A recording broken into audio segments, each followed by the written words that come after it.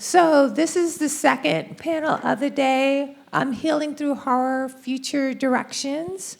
I'm excited to be in conversation with y'all. We're going to do the same thing, 1 or 2 sentence self-introductions, just because I think that's more fun and more engaging. And we'll start with Justin and then work this way. Cool. I am Justin C. Key, and I am the author of The World Wasn't Ready for You. It's a short story collection that came out a year and some change. And I'm also finishing up edits to what will be my debut novel. The finish line is in sight.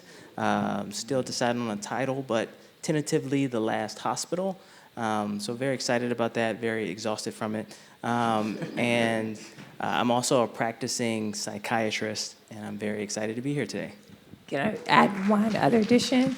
So Justin C. Key also had a short story in Out There Screaming, which is a short story anthology curated by Jordan Peele. I'm fanboy, and I'm like, he's so dope. Anyway, I'm John Jennings, and very happy to be here, and this has been a wonderful experience. I'm a professor of media and cultural studies at the University of California at Riverside, where I teach courses on Afrofuturism and Black superheroes, Afrofuturism and horror, Afrofuturism and aesthetics. I also co-adapted Kindred by Octavia Butler into a graphic novel. Also, Parable of the Sower and Parable of Talents. Parable of Talents comes out in May. Ish, Yes. right? And Abrams would be very upset if I don't make this announcement. Parable of the Talents, the graphic novel adaptation by John Jennings, and Damon Duffy is available for pre-order on Sister Sci-Fi. All right. So thank you all. Thank you for having me. Hi, everyone. I'm Michele Tracy Berger. I'm super happy to be here, excited to be here. I direct the Baker Nord Center for the Humanities at Case Western Reserve University, professor in religious studies and English, and I'm also a speculative fiction writer, and everything I write has an element of psychological horror to it. And my debut short story collection came out last year with Aunt Luke Books, and it spans science fiction, fantasy, contemporary fantasy, paranormal.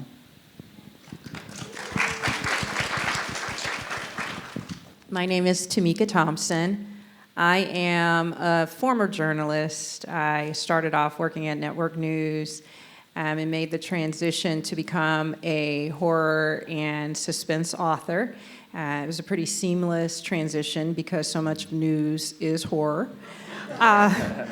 In 2019, I co-edited an anthology called Graffiti, which was put out through Aunt Luke Books. I think there are copies here today. Yes, there are copies in the front. And so I was the fiction editor for that, and many of those stories are speculative. And then in 2023, I put out my own collection of short stories, Unshod, Cackling, and Naked. It's transgressive fiction. Some of it is feminist horror. And both of those books won Indie Book Awards. And I also will have a debut novel coming out next year. Can you announce yet? I can't announce yet. The official announcement will be coming in a few weeks. But the topic that I will be dealing with will be gun violence. And we can talk about that a little bit today when we talk about healing. Awesome. I love it. I love it. I love it. I'm so happy y'all are here. Just like last panel, there will be time for questions at the end, so I'm planting those seeds and we'll pick those fruits together. My first question is for you, John. Are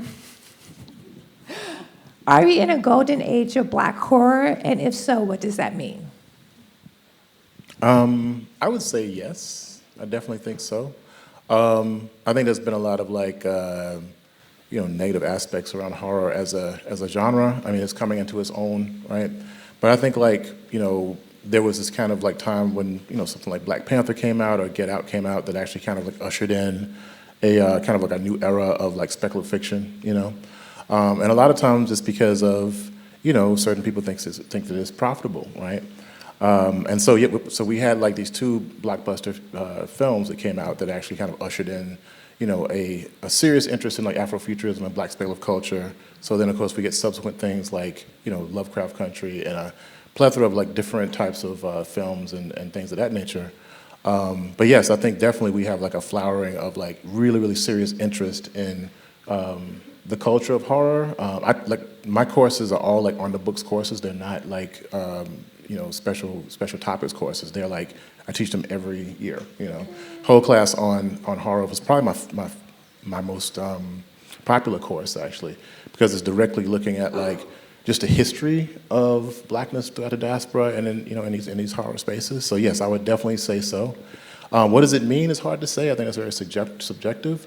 But if you look at the idea of horror or like just speculative fiction historically, a lot of times it's in response to a particular type of zeitgeist or fear. For instance, if you look at something like, say, the 1950s post Second World War, we see like an uptick in a lot of science fiction and horror and things of that nature. There's a lot of xenophobia, things of that nature, and you see it in the critical making of the time, right? So you see stuff like Them and like, Invasion of the Body Snatchers, The Blob, things of that nature, where we're actually manifesting, these monstrosities. And monsters, the medium is the monster.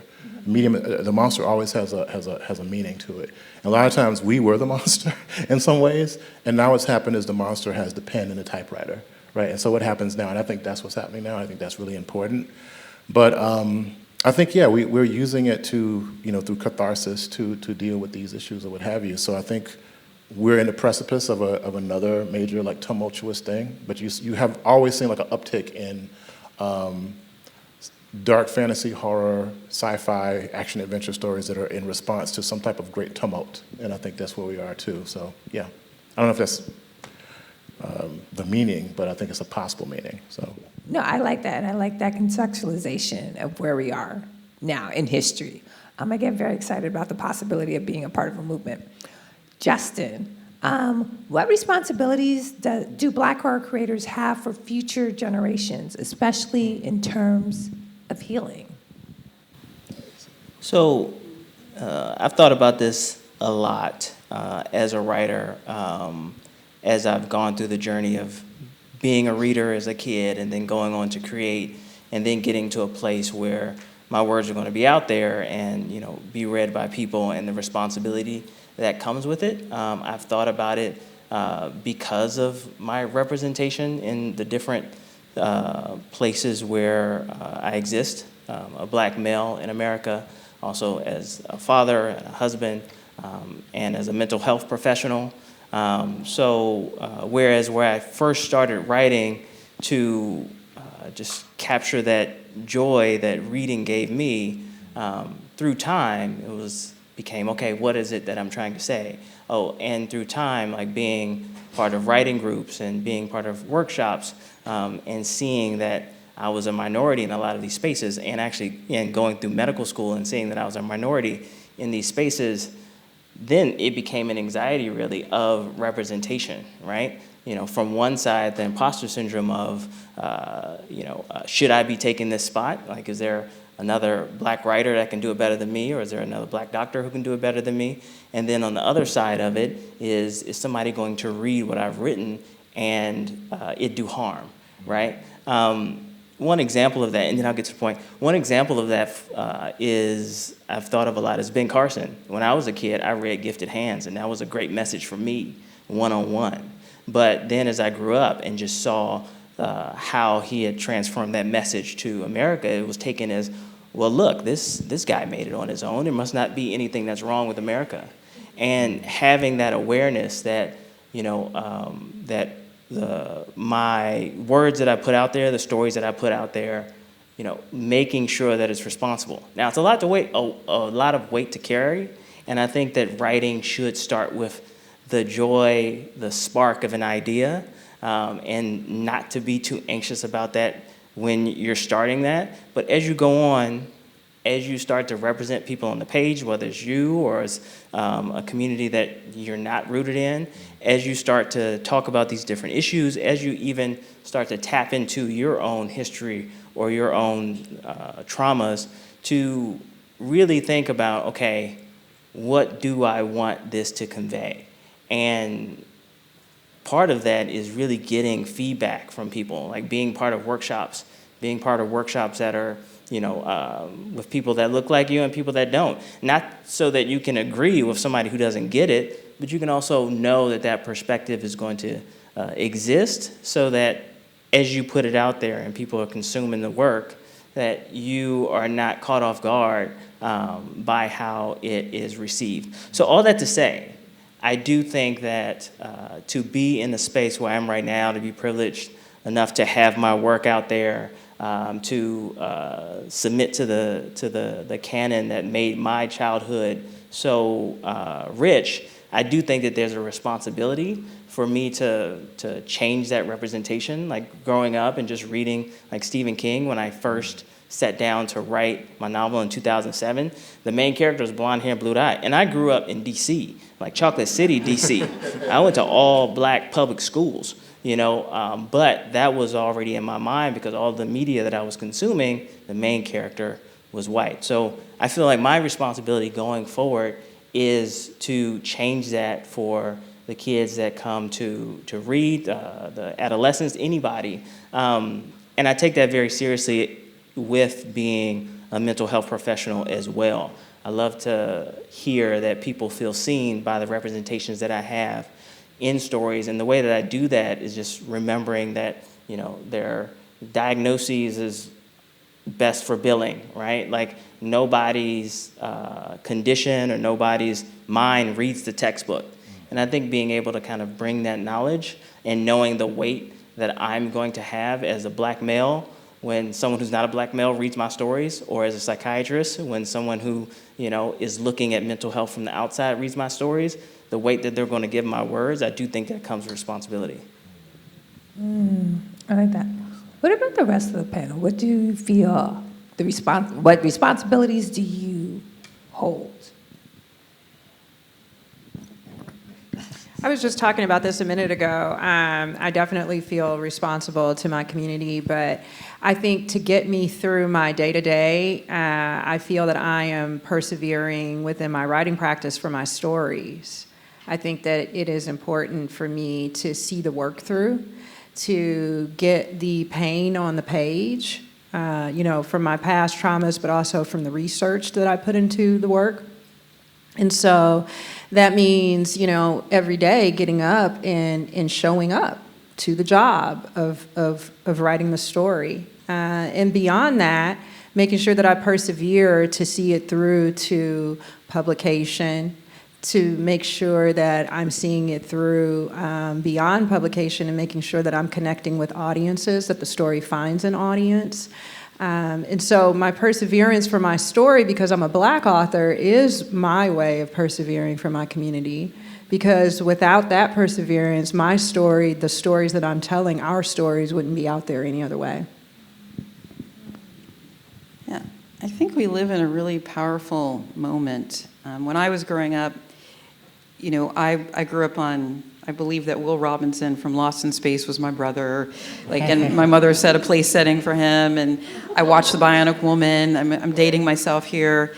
There was Star Wars, and so, you know, for Gen Xers, boomers and Gen Xers, the kinds of representations we saw were so limited. And I do feel like we're living in a moment. We have Black Speculative Fiction Month, created by Milton Davis and others. We have, as John was just saying, the kind of visibility of Black horror. So I feel like younger folks coming up behind us have just a greater, wider variety of places to see themselves in. It's not perfect, for sure, but there's so much more than there was. So I'm actually pretty cheered about the way the field is going.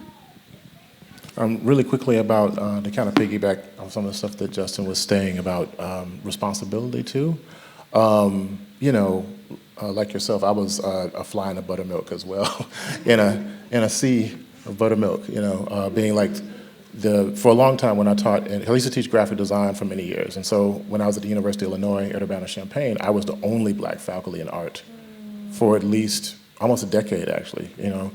I was their first Black chair of graphic design, you know, only their third MFA recipient, you know, in that particular program before I went and started teaching. So I've always been very cognizant of what it means to be a Black man in that space, you know. But also at the same time, I've dedicated a large portion of my energy to creating space where people don't have to feel that way. The normalization of our humanity is something I'm very serious about. The other thing too is that and as you were saying, Michelle, we've had to extend empathy to characters that don't, look like us. And I think that what we're doing as a collective and as a movement, if you want to call it a movement, I think it could be, is normalizing them, extending the empathy to us, that kind of thing. So if you can be the center of attention, then we can also be that as well. And also, I really believe that stories are a type of are a liberation technology. That it's a way that we make sense of the world. I think that the story was the first technology. The first time that we create mythologies and things of that nature, and all of our stories matter. And I think that we're in a really wonderful place. But I definitely feel that same sense of like responsibility.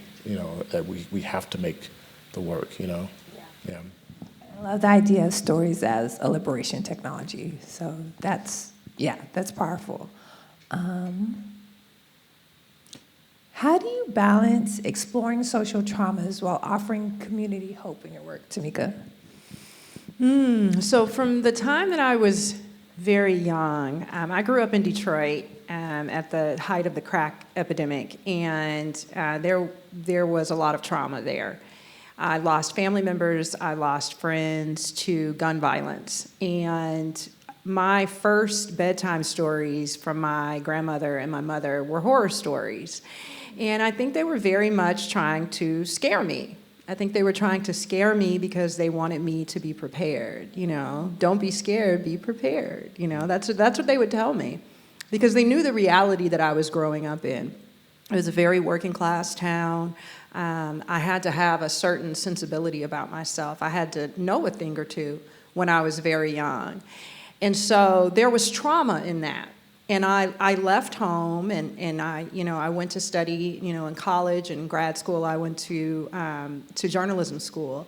And once I started doing research on what had happened to me, the research was, it was twofold, really. It was gun violence, but it was also violence against Black people and violence against women. And what happens to marginalized communities, and why was I living in an area that was filled with so much crime? Why was I growing up in an area where there was so much pain and so much death?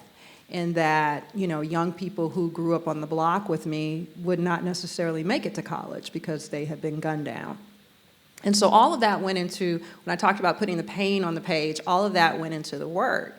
And so you can say this is a very, dark and difficult topic, but this country has allowed this to go on. And we allowed this to go on in Black communities, particularly for so long. And that was really the first wave of this gun violence. This is what I've discovered in the research. And it has passed on to mass shootings and to school shootings and to now you can't even go to, the movie theater or to a large gathering without having to be a little worried that you might be gunned down. And so if you can allow that to happen in the inner city, and it's okay in Oakland, it's okay in Baltimore, it's okay in Detroit, then that means it's okay everywhere. And so the healing, I think the hope comes in because it's really a call to action when we start to peel back these layers and talk about these things. 6-year-old Tamika should not have been on her floor in her bedroom because there were gunshots outside of her house. And that story is not necessarily told in the national news, but we'll talk about a school shooting. The story of 6-year-old Tamika is not told. It might be told in an episodic way, but it's not told as a feature story, right? It's not told as this broader conversation about gun violence in our country. And so that's where I think this really comes in. I am going to talk about what happened to me, and I'm going to talk about what's still happening in communities, but that conversation is where I am healing and where I hope other people will recognize themselves in the story and they will heal as well. And I love, Tamika, how you have your work and then you have this big societal issue. So I'll bring that to the panel. Like, is there a particular societal issue or societal issues that you're hoping to address in this genre of Black horror?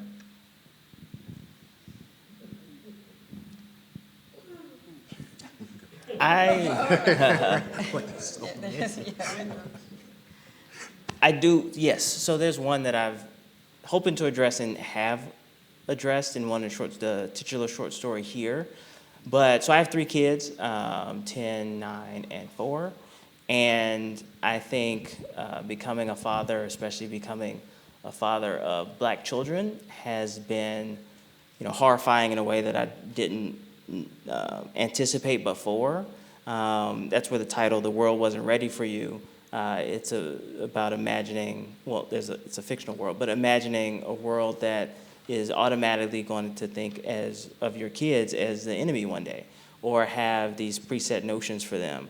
So, so it's very horrifying for me to know that, to think about, doing the best that I can, giving my kids as much as I can, like, making their day-to-day with me and my wife and our family, like, joyful and learning, and, and seeing them have the same love for, like, books that I had growing up, but also recognizing that the world still may see them a certain way, and I'm not going to be able to have them in my house under my wing, like, forever.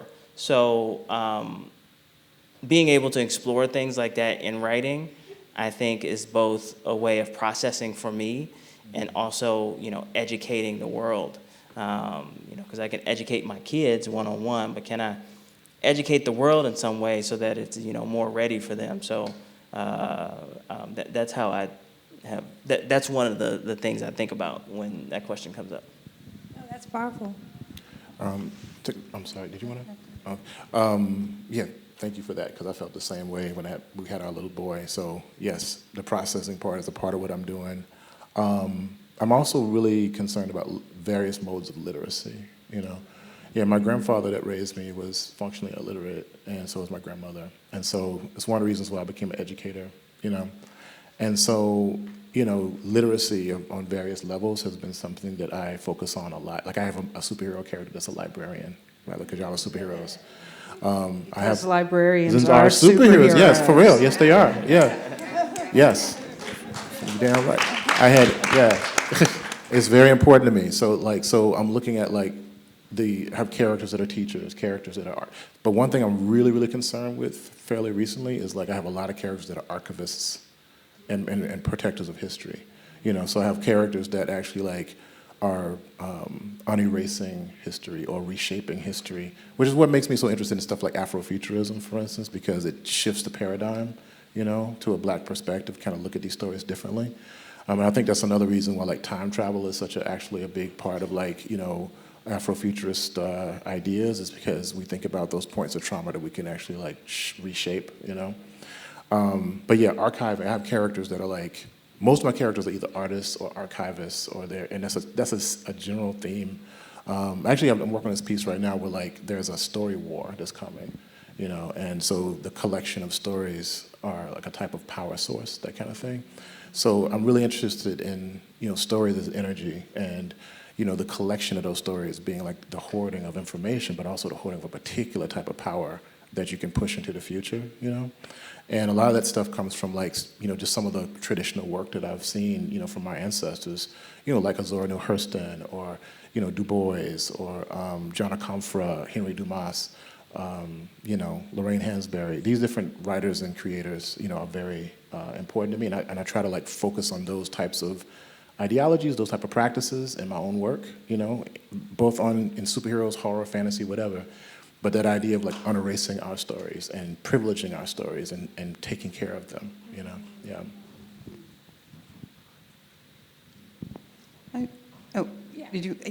I would just say that to me, the understanding the interrelationships between gender, race, and class is really important, and that comes out of my work. The kind of trying to take this idea of the theoretical idea of intersectionality, which has been so maligned recently, which is just trying to say it's really important to think about how structures impact individual experiences, and structures like racism, sexism, heterosexism. So that kind of that holding that grid and then trying to explore it in the work has been something, because sexism is a national tragedy, and I think that kind of goes with issues of sexual violence as well.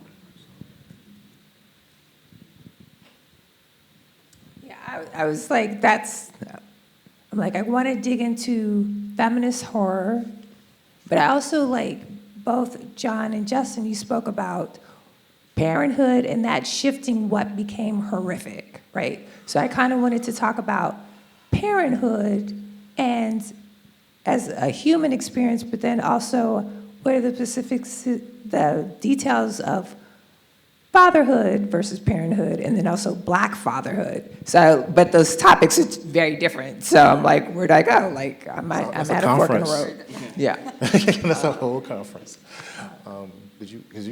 I have one child. You've got 3 kids. God bless you. So you're like more of I'm new, so you want to start.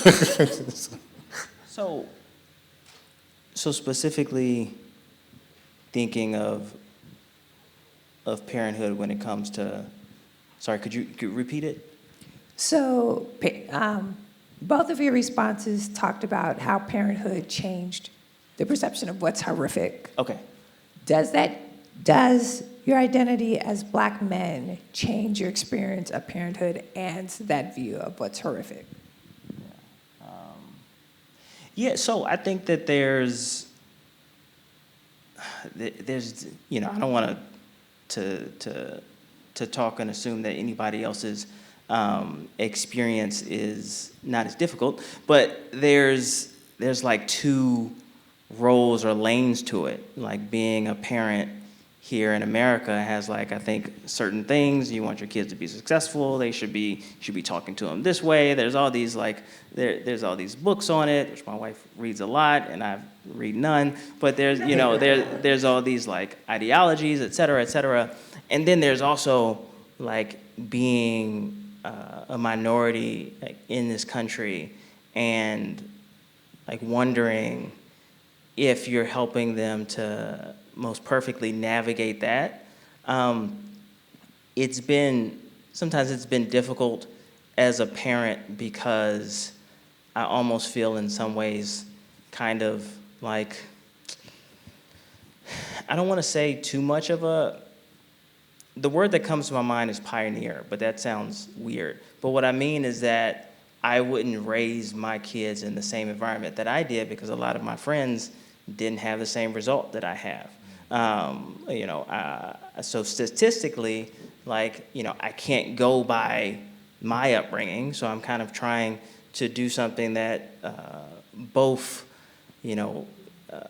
imbues in them the pride that my mom did for me and the knowledge of where I come from and, and my roots and all of those things, but, also making sure that they're not in the same environment that swept a lot of my friends up. So there's a lot of, I think, uncertainty, and there's uncertainty in parenting, but I think that there's a double amount when it comes to being a Black parent. And I don't know if that's specific to me as being a Black man parent, but I think there is some specificity, there's some specific fears for my Black boys versus my Black girl. It's a Venn diagram. There's a lot of overlap, right? Yes. But they're just, things that I'm specifically afraid on both ends. So, for me, when Damien and I were working on Parable of the Sower, right? First of all, how many people read this Parable of the Sower? All right, it's not a fairy tale, right? And so we're working on this right before the pandemic, and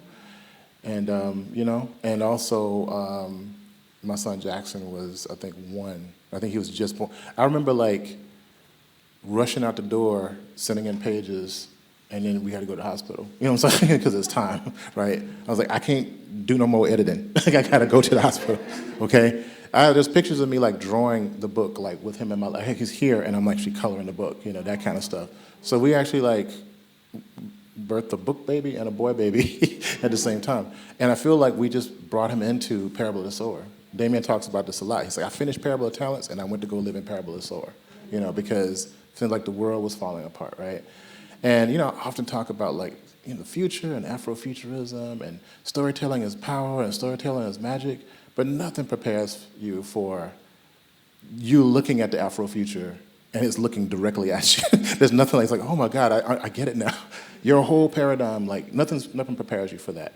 No kind of like strategy, no kind of like, obstacle course gets you ready to be a parent. It just is, and it's a mixed bag. And then on top of that, my son is neurodivergent. He was diagnosed with autism during the pandemic. So that is another point of fear where like he communicates differently, right? And there's already a projection of monstrosity onto his young black body, right? There's an aging, like he looks older to people, that's a psychological thing, right? Where like black kids look older, right? That kind of thing. So these are all fears that swirl around in my head when I'm thinking about how wonderful he is and how beautiful he is and how other people do not see him that way, So that's something I think about all the time, And I'm actually writing stories about processing that too.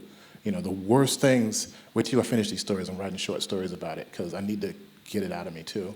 And that's one of the things I think about like with, what we termed ethnogothic, it's the unpacking of those horrors so you can get to an Afrofuture. And I always use the song Bag Lady to talk about it, the Erykah Badu song. Well, like, the bag lady is walking around and she's got these bags on her, she's trying to get a bus, and Erykah Badu is like, you gotta let it go, right? Because there's trauma in those bags. There's oppression in those bags. There's like, there's different types of pain in those bags, those ghosts, those monsters. So you gotta let those go, manifest them, kill them, or name them and understand them so you can move forward. So that's part of the healing part for me in storytelling. But yeah, being a parent and being a black parent and I want to actually create a space where the things that I was missing as a little boy growing up that I give him,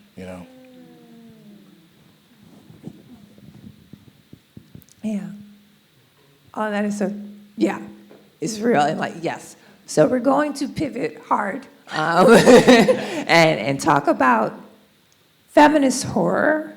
And like when you Michelle, when you said the term like sexual violence, like my whole body like jolted, and I was like, I want to talk about anything else, and I was like, but that's why we read and experience horror. So so let's talk about that. Like let's talk about what it means, and then also a part of me is like, and be awareness of triggers and all that kind of stuff. And if you feel triggered, feel free to do what feels good in your body.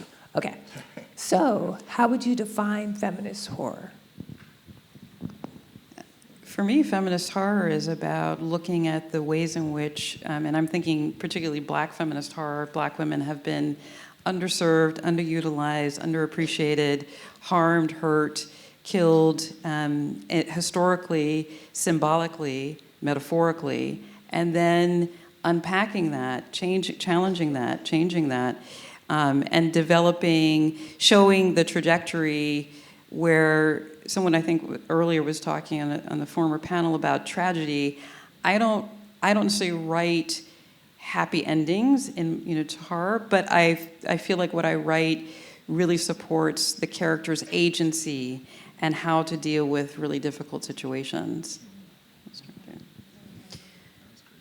For me, I definitely have space in my stories for sexual violence against women and what that means for the characters. But in a lot of my stories, I like to point out the forms of sexism that are often not noticed or not seen. So in one of my stories in my collection, the character is not experiencing physical abuse. She's not experiencing an abuse that I think many people would even recognize, but she is made to feel like she is not beautiful by her mate. And her mate also controls the finances for the two of them. And she, even though she works, is not in control of her money. It's a form of coercive control. And so I feel that these things are very often not seen. The work that women do, the invisible labor that we perform, and the ways in which we are oppressed are just the ways that families behave, all of the caregiving roles that women have within the family that are not appreciated, or certainly we're not paid for or compensated for. It's expected of us. And in a lot of ways, we're even treated badly when we don't serve. And so those are my characters. My characters are experiencing these things and over the course of the story, are coming to the realization that this is what they are experiencing, and they are rising up against it. Sometimes in very violent ways, sometimes in not so violent ways. They all have their own agency and make their own decisions. But it's that realization, and I hope that when readers connect with it, it's because maybe they are seeing something that they had not noticed before. I think that that's where the conversation is a lot of times, is showing it, illustrating it, letting people see the things that we have come to accept in our day-to-day life. About the parenthood, I will say, as a Black mother of a daughter and a son, I very much identify with what you all were saying about the differences. I can already see with my 5-year-old son the ways that society has treated him differently than they did my daughter when she was that age. And so in my story, my novel, the story is centered around a mother with 3 Black sons living in a high crime neighborhood, and what that means for her, and just the fear from birth. And that's something that I never anticipated until I was pregnant with my son. That even when he was inside of me, I was already afraid of how the world was going to view him. And so much of this novel grew out of that fear. You remember I talked about putting the pain on the page, right? It grew out of that fear. It's like, wait a minute. I'm not having a girl this time, And Black women, we don't have it easy. We really don't. But there is a hostility and an animosity that is reserved for Black men that I have seen in my son's life from the time that he left home to go to school the first time. And all of that is in that novel, but also for women is in this collection. I want people to see it, and I want them to face it. We can't look away. And that's so much of journalism too, that I feel like translated into this is that, when I used to work at NBC and we used to cover fires, everyone was evacuating, but we were riding in. We were riding towards the flames. And I feel like so much of horror writing is that we are in that car driving ourselves toward the flames. Yeah, I love that, and I think the other piece of that too is that we can look at these issues across different eras. So I know, I highly recommend Tamika's collection. It's amazing, and you write a lot about the contemporary moment, and that's so powerful. And I think we see the resonances though from the past. So colorism and some of the relationships also that we're exploring among women that kind of also create these really challenging ways of being in the world. My story, Etta, Zora, and the First Serpent, is an alternate history of Zora Neale Hurston, but it takes place in the 1920s in New York, the Cotton Club, and Zora is trying to raise a very powerful spirit to help her writing ambitions, and she wants to help. She needs someone to help her with this, and she works with a dancer who works at the Cotton Club who is very embedded in a colorist kind of system. And so they kind of have to move along and navigate both the power and also the challenge of that. So I think there's ways that feminist horror kind of opens up. I like to think of these interventions really to talk about really what has been somewhat unspeakable in many of our communities. Last year at StokerCon, I moderated a panel on feminist horror. And one of the things that came up was the idea of beauty and why beauty has to be a goal for women to begin with. And I think some of my characters and the characters in the work that I was attracted to at the convention was asking the question of unbeauty. And maybe there is a space in horror for unbeauty, and maybe we don't have to be pretty and beautiful and seen as such in the eyes of society, our partner, ourselves even. What is that? What is beauty? Why is that our goal? So much I want to say about that, but I'll move on to the next question. The first part is really basic. How would you define Afrofuturism? And in your work, how do you balance Afrofuturism and horror? And we'll start with Michele, and then we'll just bounce back and forth. Well, I feel like we got little tidbits along the way in terms of talking about Afrofuturism. I like to just say that Afrofuturism was coined in the academy, and it was really trying to look at and document Black creators as they use technology across various genres. But luckily and greatly, it has escaped the academy, right? So it is an umbrella term that, covers philosophy and fashion and music. And I like to say that Afrofuturism is a really big river with lots of rich, interesting tributaries. So, I think it's really broad, and it also helps us reimagine and center the past. And so a lot of my work is really thinking about how do we think about the past, and let's tell a different story about the past. So it makes this broader space for those kinds of ways of thinking differently. I'll pause there. No, that was great. And yeah, I mean, as Michele was stating, like it started in the academy. It actually is very Black-centric, One of the things that was interesting about when Mark Derry coins the term is he talks about it being about African-American concerns, And I want to say that in this kind of Afrofuturism 2.0 space, that we've broadened that to talk more about the diaspora a lot more. It also talks about technology in a particular way, and I think that we have accessed through different conversations, even today, that technology is not just about the cell phones that we have in our pockets or the systems that we jump on or TikTok or what have you, right? It's also ancestral technologies. It's also, music as a type of technology and a liberation technology. So it's a recentering and re-understanding of those particular type of ancestral works that actually connect us to our ancestors and those types of practices. And as you're saying, like looking at the past, present, and future in this kind of quantum space, like they're simultaneous, right? And so I think that that's actually a huge part of it is reconfiguring those and actually learning from it. And the other thing too, it's not a genre. It's a way of seeing the world, more of like an epistemology.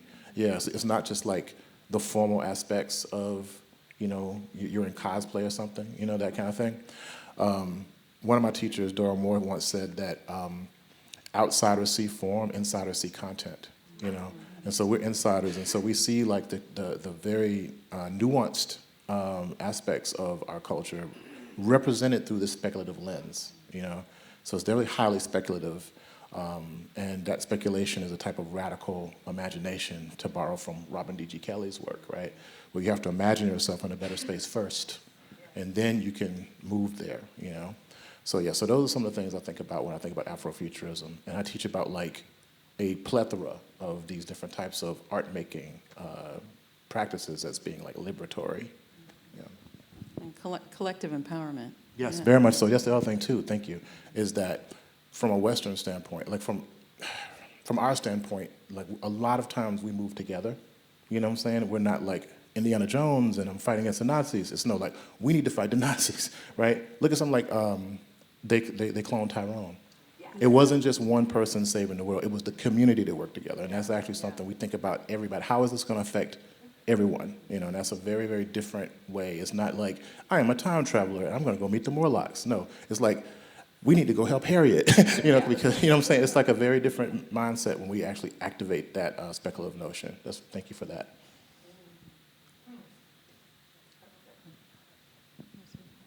Everybody said a lot of smart things, which I will ditto all of it. But mainly, for me, just to put it simply, it's past, present, and future. Like having the recognition and having all of those be in conversation about it. So if you're talking about the past, I think as a writer, like going into our past as a community, but also thinking about, okay, what do we want to learn from this? Where do we want to go? In the same way, going to the future, have to think about like where we've come from, what we've gone through, and how we can see some of the warnings from the past, like in the future. And I think that when it pertains to horror, like one of the things that I've seen with horror recently that's, well, as it becomes, I think, more, for lack of a better term, mainstream, not to say that this wasn't there before, but as there is more, interest in it and widespread money put into it, and then you have more people being able to dream and make these stories, is that then we can just exist in these stories. I think really quickly of like a trajectory, Get Out, Us, Nope, right? Get Out is kind of like okay, so it's going to be a black horror story, it's going to be about race, right? And then Us is kind of in the middle, and Nope, it's a monster story with black people, right? Mm-hmm. And then you can just kind of like, how will we go through this? And you still learning things, you still, got those little nuggets in there, but it's like monster story from a black lens, Yep. So yeah. That's great. I love that art.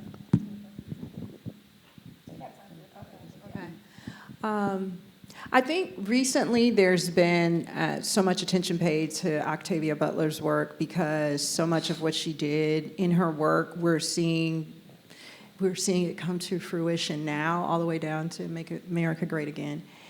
And I think the job of the speculative writer is to take all of that past and what's going on in the present and make predictions for the future.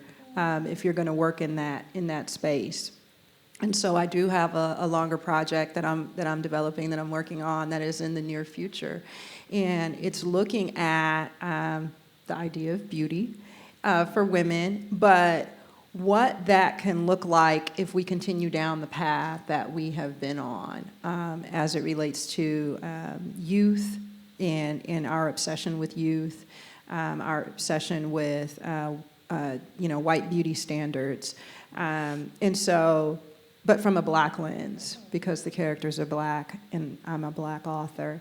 I think Afrofuturism for me is so much of just liberation.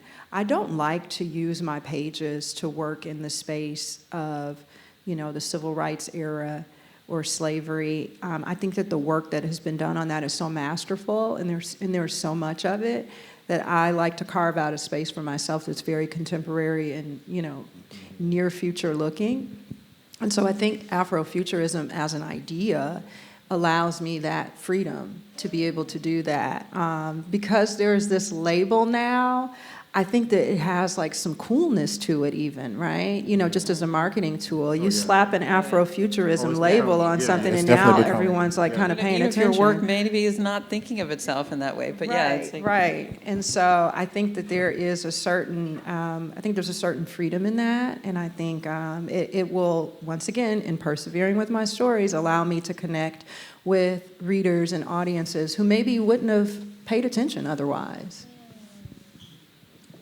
Yes, I agree. So yes, Sean is like, look at the time. Okay, so we have time, I think, for 1 or 2 questions. Yes, I'm in the green sweatshirt.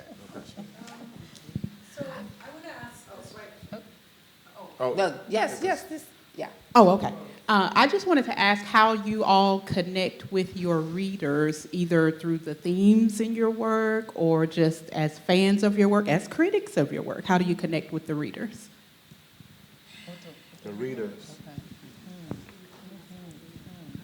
Well, I'm definitely in my phase where I just connect. Like in real life, if somebody reaches out to me, if they send me a message through Instagram or what have you, I am responding. I'm like, thank you. I'm very grateful for where I am. So that's in the real life. I think like through the writing, there's a lot of different levels. I think there's a certain point where in the beginning, I think I'm writing mainly like for myself. And at the end, it's more of like, okay, what do I want the reader to take away from this? So it shifts. There's a percentage of that, but it shifts where it's, much more of like, okay, I've put myself into it. Now I want to make sure that I'm communicating with the people who are going to like be supporting me, who's going to be looking out for this, who may have just like found this or is teaching this or what have you. So yeah, I'm always thinking about that to some degree. I just get deeply curious because once the work is, I feel like channeled through me, vetted, worked on, and then it's released in the world, it gets to have its own life. So I just get deeply curious about how people make meaning from it, and I'm on, most of the social media platforms, and I'm just open to what people get, the different ways that people pick up themes or don't pick up themes, and readers make it their own, and I think there's some great distance once you've given the work away to just be able to experience that without expectation. That's a great answer. I'm not sure I can add more to it, but I try to be as responsive as possible to emails and social media, and very grateful that people actually took the time to engage with the work to start with. So, I get out there. I make sure that I'm out there, that I physically show up to places. I like social media spaces, I really do, and I like connecting with people there, but I do love events just like this because I can get out and be face to face with people and hear their stories and what they're interested in. And when people come up and they want you to sign a book, I'll ask them, like, well, what do you like to read? What are you reading? It's not always about selling the book. It's a lot of times about really appreciating the person for coming out and for sharing space with you. 100%. Yeah, great answers. In the white sweatshirt? Yeah.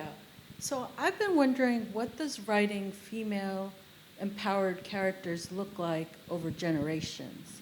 So I know, Michelle, you wrote a lot about girls in the 70s, and I remember watching The Bionic Woman and feeling empowered, but there was no one who looked like us on TV at the time. So what does that mean what's to be learned from that time and what's to be learned from the present about writing empowered female characters?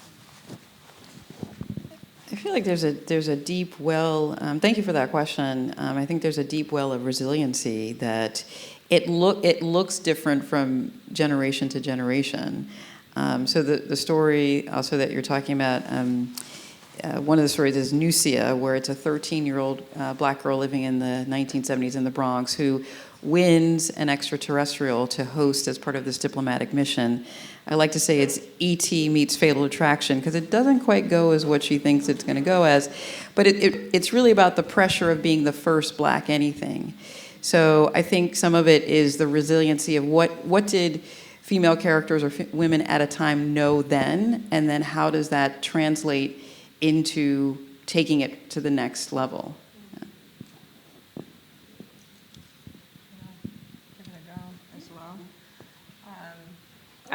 One of my stories is about a beauty pageant and a woman who is forced into a dress that is, cutting into her skin, and it's painful, and she's bleeding, and it's all to get this crown. It's all to be, the most beautiful woman. And I wrote this story because of this theme that I have been talking about, is this idea of a beautiful woman and what it means to be beautiful in our society, but also the idea that when we have a protagonist and she's a woman, that she's got to be, when she's in horror, sci-fi, or whatever, she's going to be like a kick-ass. They always talk about like these kick-ass women, but what if she's not? What if she is, a little confused? What if she's scared? What if she's vulnerable? What if she's been abused? This character has been by her mother, and it turns physical in the story. And she's not all of those things, though she's been asked to be that in order to win this pageant. And she strikes out in a violent but not so violent way by the end, when she takes her agency and she trashes the crown. But I think she's speaking back to all of those women who were in beauty pageants. I think when I think of this character, I'm thinking of Vanessa Williams. I'm thinking of Carol Gist. I'm thinking of Kenya Moore. I'm thinking of colorism within our community and what it meant to be a beautiful black woman on television, and what she's standing up against now. So many of my characters are pushing back against all of these notions, particularly the women characters. But, also in my stories, the humans are not always the good people. So in my opening story in here, it's the pets. It's the dogs that are rising up against their so-called owners. Because we all need to think about how we treat the planet. We need to think about how we treat, our animals. We need to think about, you probably can tell that I'm vegan, but we need to think about, what is your dog thinking when you tell it to sit, to fetch, to stand, to go catch this, And so much of the work is looking at everything that we have done up to this point, and how is the character going to figure out how to push back or rise up against this. And there is like a truncated history in that. You have to kind of know the history in order to be able to write the story. Yay. Thank you so much, Tamika. So on that, we will close. Thank you for those brilliant questions. Thank you for your engagement and your attentiveness. Thank you.